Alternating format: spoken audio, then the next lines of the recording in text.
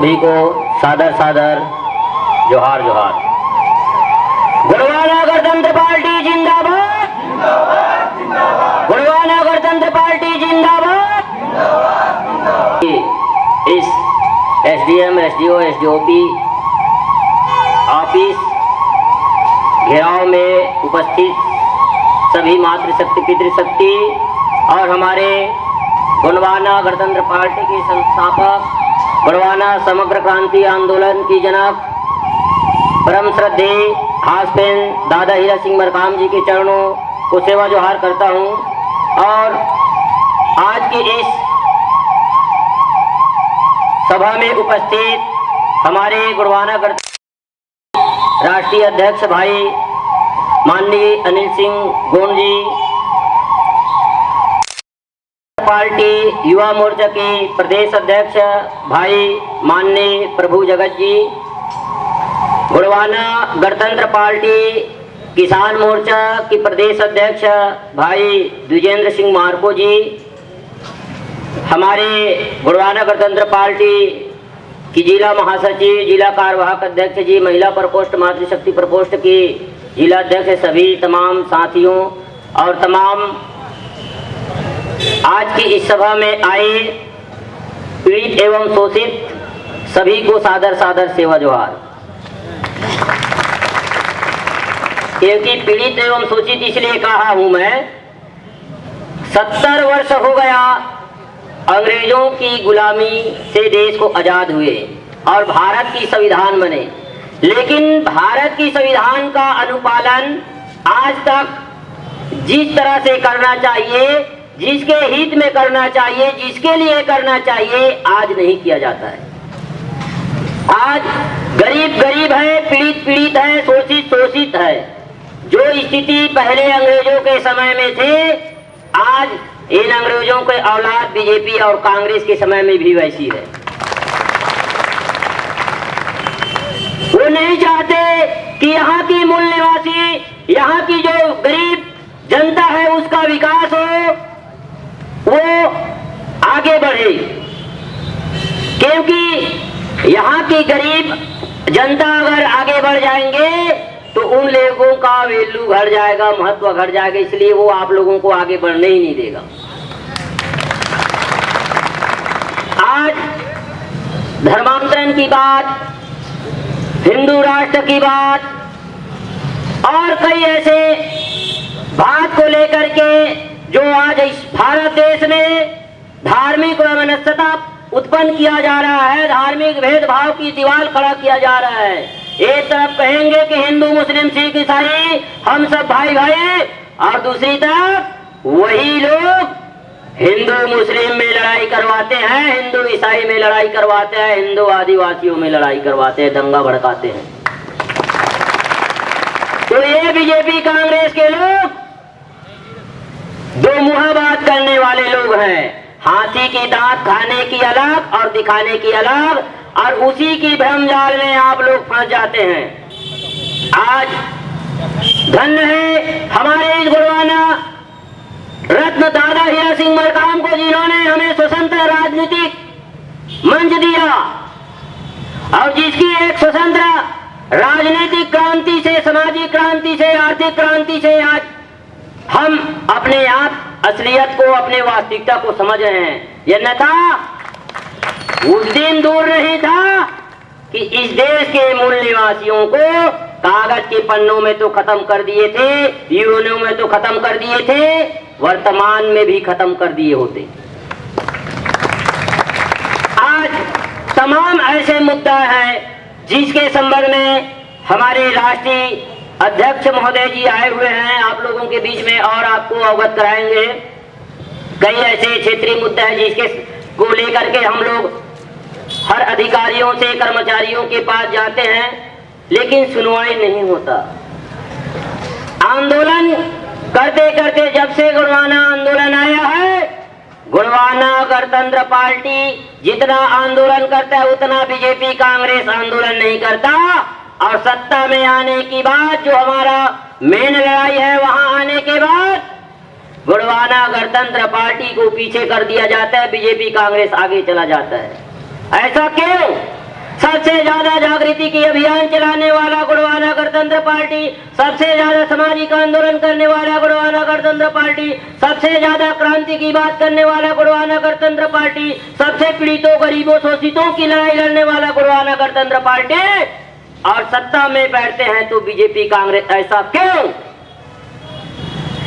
क्यों होता है? जो मेन लड़ाई हम हार जाते हैं और छोटे मोटे लड़ाई को जीत जाते हैं। इसलिए हमको मेन लड़ाई लड़ना है। मैं तो ये कहता हूँ, आने वाले 2030 में गोंडवाना गणतंत्र पार्टी की सरकार बनाइए, उसके बाद कौन महेश लाल आपको लाल आंखें दिखाएगा, देखते हैं। जिसका होगा राजा उसी का बनेगा बाजा, जिसका होगा राज उसी का होगा काज। क्योंकि बीजेपी कांग्रेस वालों का काज हो रहा है, क्योंकि उनके लोग सत्ता में बैठे हैं। हमारे लोग सत्ता में नहीं है, सत्ता में है ये तो वो बंधुआ मजदूर हैं। अभी आप कल के न्यूज देखे होंगे कि शंकराचार्य ने क्या बोला कि आरक्षण खत्म कर दिया जाए, नौकरी पेशा में आरक्षण खत्म कर दिया जाए, न्यायपालिका में आरक्षण खत्म कर दिया जाए बोला। लेकिन वो क्यों नहीं बोला कि राजनीति में भी आरक्षण खत्म कर दिया जाए? क्यों नहीं बोला वो?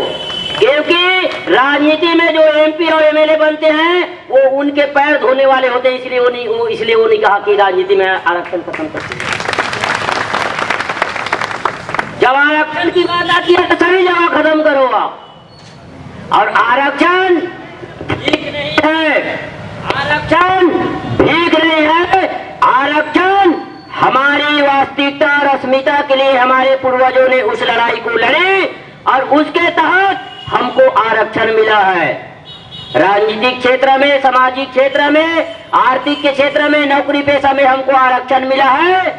तो ये इसलिए मिला है क्योंकि हम यहाँ के मूल निवासी हैं और भारत गणराज्य को 258 रियासत दिया, तब अखंड भारत बना है, इसलिए हमको आरक्षण मिला है। और हम तो ये कहेंगे, अधिकार हमारे जीने के चढ़ के लेंगे सीने पे।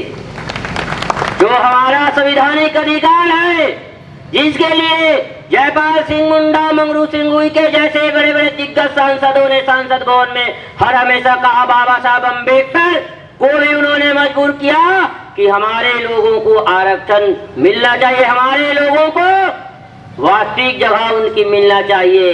लेकिन उल्टे कांग्रेस के नेता पंडित जवाहरलाल नेहरू, महात्मा गांधी ने क्या कहा? ये लोग शिक्षित नहीं हैं, इन लोगों को शिक्षा की जरूरत है, 10 साल के लिए इनको आरक्षण दे देते हैं, पहले हम पावर ना पटर्नी अपने नाम में कर लेते। ऐसा चाल चल के उन्होंने हमारी गोंडवाना देश बननी थी उसको रोका। गोंडवाना देश, गोंडवाना राष्ट्र बनना था, उसको किसने रोका? कांग्रेस ने रोका। और आदिवासियों को घर वापसी की मामला हो, चाहे धर्मांतरण की मामला हो, उसके तहत हिंदू बनाने की रणनीति ये बीजेपी और आरएसएस के लोग कर रहे हैं। मैं ये कहता हूँ, अभी पूरे छत्तीसगढ़ और मध्य प्रदेश, ज्यादा तो नहीं कहेंगे, वहाँ जो हमारे ईसाई धर्म को अपनाए हुए लोग हैं उनको घर वापसी चलाया जा रहा है, घर वापसी अभियान चलाया जा रहा है। मैं ये कहता हूँ, घर वापसी कब होगा? ईसाई से आप हिंदू बना रहे हो तो पहले धर्मांतरण आप करा रहे हो। आदिवासी अगर ईसाई हो गया है, आदिवासी हिंदू हो गया है, तो उसको आदिवासी बनाइए, उसको हिंदू बनाने की षड्यंत्र घर वापसी के नाम से ये सरकार कर रही है, उनको हमको मुंहतोड़ जवाब देना होगा। क्योंकि ये बीजेपी और कांग्रेस की सरकार कभी न हिंदू की भला चाह, न मुस्लिमों की भला चाह, न ईसाइयों की भला चाह, न आदिवासियों की भला चाह। वो धर्म की आड़ में कुर्सी हथियाने का काम किया और लड़ाने का काम किया तो वो बीजेपी और कांग्रेस ने किया। तो इसलिए इन लोगों से सावधान रहना है, बच के रहना है। आज फॉरेस्ट अधिनियम 1927 की जो प्रावधान था, उसके लिए 2006 में हम खुद दिल्ली गए थे दादा मरकाम जी के साथ में। वहाँ हमारे कवर्धा जिला से भाई कर्मा के भाई हम शहीद हुए हैं, अंजोरी सिंह दुर्वे भैया। किस लिए? कि वन पत्रक अधिनियम पास कराने के लिए, और वह पास हुआ। कांग्रेस अपने घोषणा में लिखती है, चुनाव हुआ उस समय, कि कर्जा माफ, बिजली बिल हाफ और वन पट्टा दिया जाएगा। आप बताइए, अभी रेगा खार का मामला है, कितना टीसी कटाते हैं बोर्ड का बिजली में, तो 1300 का था, उसको वहां की जो जी साहब है वो 1300 का रसीद देता है और 2500 पैसा लेता है। बताओ, इस प्रकार से इन लोग बिजली को हमारे आम जनता के लिए नहीं देते, कारपोरेट घराने के लिए देते। दलदली में रोड बना है, इधर बक्साइड जब बना है तो रोड बना है, तो माल को बक्साइड को ट्रांसपोर्ट करने की रोड बनाया गया, हमारे तुम्हारे लोगों के चलने के लिए रोड नहीं बनाया गया। बनाया गया है क्या? तो इसलिए आप लोगों के ये जो सांपनाथ और नागनाथ से बच के रहना होगा। और हम तो ये कहते हैं, बहुत हो गया लुका छुपी का खेल और बीजेपी कांग्रेस का खेल। एक बार आप गोंडवाना गणतंत्र पार्टी को सत्ता में लाइए, उसके बाद आप देखना कौन आपके तरफ उंगली उठाते हैं, उनकी उंगली काट देंगे।